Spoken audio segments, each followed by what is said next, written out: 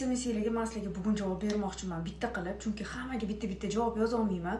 Qaymoq qayerdan olasiz? Qaymoqchingiz kim? Qanaqa qaymoq ishlatasiz degan savollarga bugun men chiroyli qilib javob bermoqchiman. Qizlarjonlar, meni qaymoqchi mana bugun hozir sveji olib keldilar, mana. Ishoninglar, umuman hid degan narsa yo'q. Oppoqqina qaymoq mana. Bu sveji keldi mana, bugun keldi. Hali quyilgani yo'q. Bu bir kun xolodilnikda tursagina quyiladi qizlarjonlar. Mana ko'ryapsizlar. Umuman hidi yo'q. Umuman oppoqqina qaymoq. Mazza qilib kremlaringlarni qilasizlar. Uyaltirmaydigan qaymoq qizlarjonlar. Bemalol olib ishlatsanglar.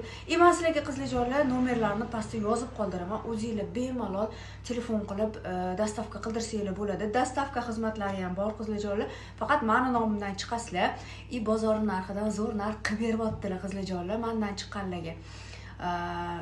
Tak что